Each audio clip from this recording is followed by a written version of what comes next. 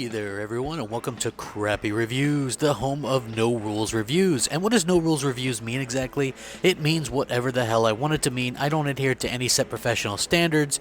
It's all raw and my own personal thoughts and opinions, and if you don't like it, don't watch. It's really simple, but there's always some moron who doesn't understand what optional content is.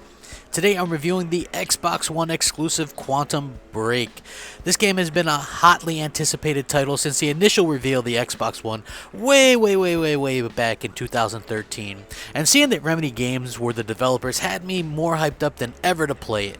Now Quantum Break has seen some strange twists and turns along the way, including what looks like a change of main character, not only in model but actor as well, as we see Shawn Ashmore of X-Men movie fame take the lead role in the game, and the character looks stunningly lifelike to say the least. Yeah, he played Iceman in the X-Men trilogy, or I think he was in a couple more after that. Now graphically you won't find a better looking game, I guarantee it.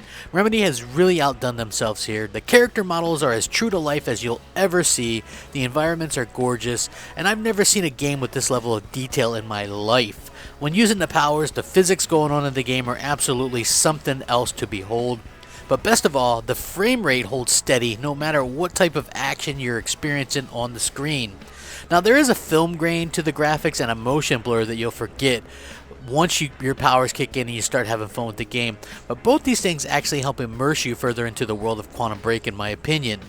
Now Quantum Break isn't the typical third-person shooter. In fact, I refer to it as an action-adventure game with shooter elements. Now you absolutely cannot go into this game thinking it's Gears of War or Mass Effect or even an Uncharted type of third-person shooter. It just doesn't work out that way. In the game you can go through the game shooting, of course, but you'll also have a battery of amazing powers to use as well. Now one small complaint is that you get these powers pretty early on, so you'll feel like a complete badass quickly, and that can make the latter parts of the game quite a bit easier to get through. And you also kind of, lose appeal. You're not gaining as many powers and things like that in the second half of the game, so you have that to consider as well. Now using abilities to shoot projectiles, slow time, and freeze enemies are all very cool, but my two favorite abilities are the Time Shield, which allows you to stop bullets, and the Time Rush, which allows you to rush up to an enemy and melee attack them. Both are very cool. Now my least favorite parts of the game were the puzzles and platforming, which felt a bit out of place. Thankfully you won't have to spend too much time bogged down with these elements. Now the way the game is set up, you'll play through a segment of the game as the protagonist, and then you'll see a 22-minute episode or so from the antagonist point of view. And you'll be made to ask a choice at the beginning of each one of these points that actually affects the outcome of the game or the story as it goes on. Now to those wondering, you can choose to download the shows or stream them via like an internet connection, kind of like Netflix does, which that's the way I suggest, especially if you're low on hard drive space, and believe me, it takes up quite a bit to actually download the show.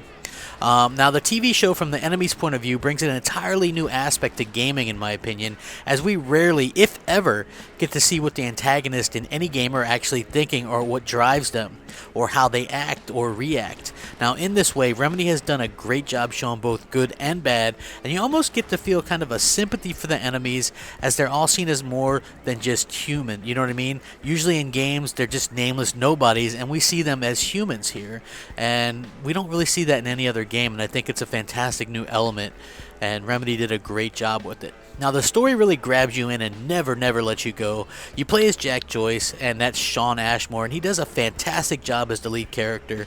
In fact, the entire cast is really wonderful, and they immerse you into this world completely. Now without giving away too much of the plot, there's a time travel element that goes wrong, and you end up with your powers very Incredible Hulk-like, but it works and it's very effective nonetheless. Now Remedy actually went and they got a scientist who helped them write the plot, so it actually made sense, and they kept up with the current theoretical physics present as like plausible. So the things that are in there from a theoretical physics point of view theoretically could possibly happen. Now the story does require you to pay attention, but the payoff is well worth it, and it's very interesting, so it's not like it's easy to kind of doze off or snooze off or anything like that. All in all, Quantum Break is the first real oh shit moment in this generation in gaming, in my opinion. Brand new IP that is doing things that's never been done before, at least not on this level. It's nice to see a studio take chances with an expensive AAA game, and I am actually of the belief that we need more risks like this. I absolutely adore Quantum Break and think it's the best new IP this generation, and I don't say that lightly. From start to finish, it's exciting, and with the changing storylines, the replayability is fantastic. Quantum Break gets a time-shattering 9.75 out of 10. It's a must-own game, a game anyone who considers themselves a gamer should absolutely play. Thanks for watching. Remember to comment, rate, subscribe, rack 'em up. Crapgamer, out.